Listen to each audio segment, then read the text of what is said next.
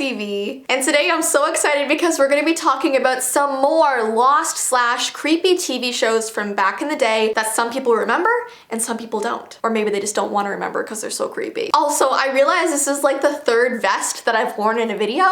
Guess I love vests. So yeah, like last time, please comment down below if you've ever watched these shows before, because honestly, they're so bizarre. But before we get started, in case you haven't seen my last two videos, I have a new backdrop behind me. If you would like to win it, all you have to do is go and follow my Twitter account. It's just Jessii Vee. And then throughout the month, if I see you liking things and retweeting things and talking with me, I will choose you to win this awesome backdrop behind me, which is this sci-fi steampunk bookshelf. It's really cool. Okay, let's get started. So this first show is called Liftoff. This was an Australian children's television show that came out in 1992. Each episode featured a live-action storyline about a group of young children and the problems they encountered with growing up. But there was this one doll on the show that absolutely terrified people, especially adults now that look back on the show. The doll was named EC, and it was this notorious faceless, genderless doll that was supposed to represent every child. So basically, this was supposed to be like a blank canvas doll that could be whatever you wanted it to be. So EC was kind of like a representation of every kid's imagination. And I actually think it's a really cute idea, but why did they have to make it so scary? And they actually even sold these dolls in stores. Imagine just having this faceless doll sitting in your room. I actually see a lot of people selling these dolls on eBay for a lot of money. I don't want it,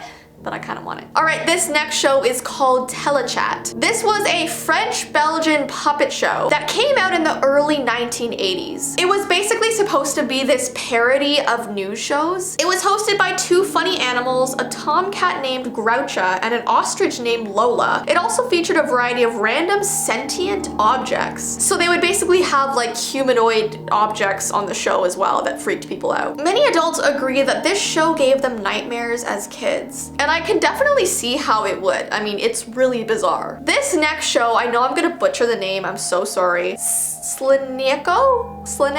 I'm sorry. This was a children's TV show that ran in Slovakia in the late 70s and early 80s. The most famous character on the show is Radifak Plancha. He was a 7-foot puppet operated by two people under a blanket. Apparently his name translates to Big Nose Blanket. He was intentionally designed to be as disturbing as possible. This is literally a quote from the designer of the puppet. It says, "He is an eyesore. He's ugly. I think the TV station was avant-garde in a way because they were not afraid to show an unlikable and not pretty puppet on the screen. So they intentionally made him look kind of disturbing." Plachta has many unusual features such as a big nose, buck teeth, and thinning blonde hair. He also has an abnormally long neck. His voice is not too pleasant. His personality is apparently like very clumsy. He always gives children misinformation and then the children would have to like correct him with the right information. There were also a few other puppets on the show such as a sunny talking hand puppet. Like when I was doing research for this video, this show was like at the top of the list for the most scariest shows. All right, next we have the Pingu Walrus. Pingu was a claymation television series that came out in the 90s. My sister and I actually used to watch this show all the time. It was kind of boring, but like we still watched it. It centers on a family of anthropomorphic penguins who live at the South Pole, and the main character is the family's son and title character Pingu. But there's just this one character on the show that still scares people to this day, and that is the walrus. The giant walrus is a mysterious character who only appeared in the episode Pingu's Dream. He was first seen following Pingu and eventually he frightened and caught him. The walrus squeezed and stretched Pingu a few times while laughing, causing Pingu to run away. The walrus then ate the mattress of his bed, and like Pingu was trying to escape this thing. They made this walrus so scary. I don't understand why. I remember watching this episode being like, no, no, no, no, no, no. Okay, this next show, I'm gonna butcher the name as well. It's called Asi Morso Yamoro?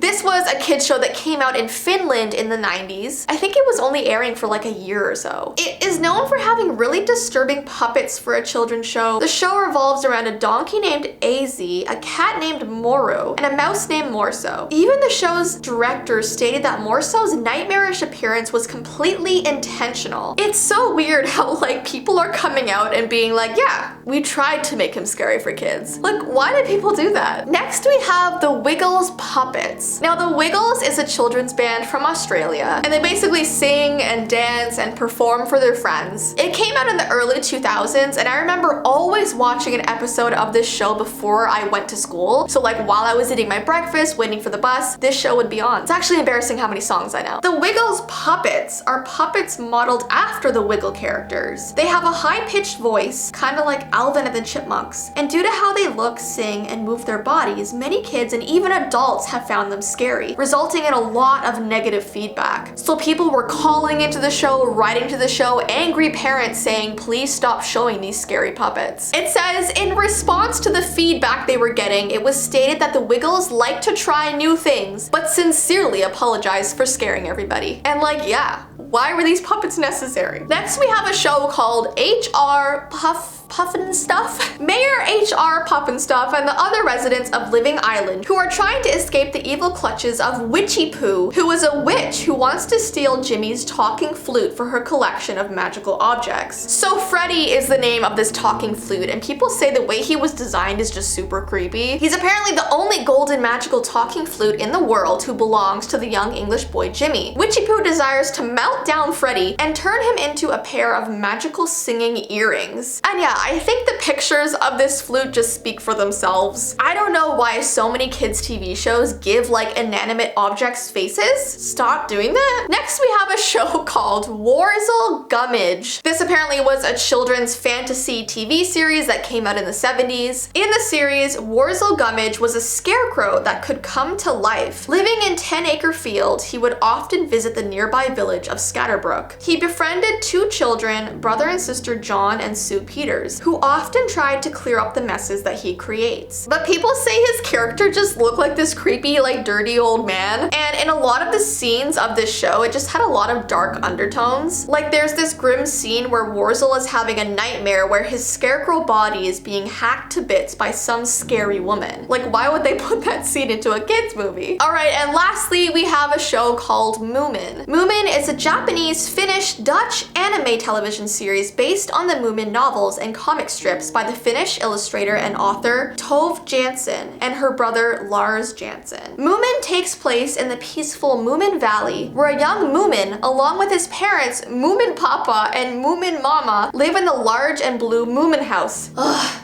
Say that 5 times fast. Now, there's this one particular character called the Groke that everyone used to be afraid of, apparently. The Groke is a fictional character in the Moomin world. Wherever she stands, the ground below her freezes and plants and grass die. She leaves a trail of ice and snow when she walks on the ground. So basically, anything she touches will freeze. She just seeks friendship and warmth, but she's declined by anyone she goes near, leaving her to live in her cold cavern on top of the lonely mountains. The Groke is both a live representation of loneliness and a psychological depiction of very lonely people who have a hard time accepting and expressing love in the right way, making them seem cold and scary to others. Which is honestly so sad when you really look into this character's backstory. They just want to be loved, they don't want to be lonely, but everyone's afraid of her. This is probably because her face is always twisted into an unsettling grimace. She has 2 cold staring eyes, a big nose, and a wide mouth, and her lower body is essentially this like curtain, obscuring her from the waist down. It almost makes her look ghostly. But despite this, she actually does have legs and she does leave footprints behind. Anyway, people did find this character scary, but if you really look into it, she just wants love. Anyways, guys, that is the end of today's video. If you want me to continue doing videos on these creepy old kids TV shows, maybe movies we can do more of, give this video a thumbs up and let me know. Don't forget to enter the giveaway. All you have to do is follow my Twitter at Jessii Vee. I hope you guys have an awesome rest of your day, and I will see you in my next video. Bye!